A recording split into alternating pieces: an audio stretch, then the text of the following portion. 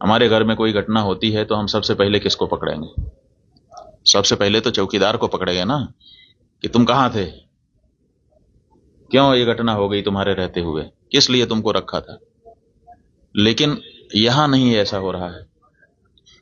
यहां जो है कहते तो हैं कि हम चौकीदार हैं, लेकिन चौकीदारी अगर की गई होती, हाँ चौकीदार अगर अपने काम में पक्का होता है तो उसके ऊपर आक्रमण करके उसको कोई मार दे, लेकिन फिर कहा जाता है कि इस चौकीदार ने अपना निभाया।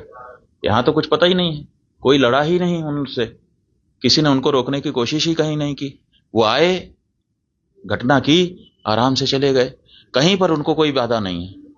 कहाँ है चौकीदार? और चौकीदार के बारे में चर्चा ही नहीं हो रही है। अब कह रहे हैं हम उनको सबक सिखा देंगे, हम ये कर देंगे, हम वो कर देंगे। पाकिस्तान की धरती से आए थे। अरे भाई, पाकिस्तान की धरती से आए थे, इतनी जल्दी कैसे पता चल गया आपको? और अगर इतनी जल्दी आपको पता चल जाता है तो घटना के पहले क्यों नहीं पता चल गया? और दूसरी बात यह है कि अगर पाकिस्तान से आए तो पाकिस्तान के खिलाफ अच्छी तगड़ी कार्रवाई करिए। आप कह रहे हैं कि हम सिंधु नदी का जल रोक देंगे। आपके पास जल को रोकने या उसको डाइवर्ट करके अपने ही यहाँ अपने ही देश में रख लेने का कोई उपाय ही नहीं है। हमने विशेषज्ञों से पूछा कि अगर हम सिंधु नदी का जल पाकिस्तान में जाने से रोकना चाहते हैं तो हमारे पास क्या व्यवस्था है। उन्होंने कहा हमारे पास कोई व्यवस्था नहीं है। अगर हम आज से शुरू करें कि ऐसी व्यवस्था हम बना लें तो पैसा कितना लगेगा वो तो अभी पूछिए ही मत।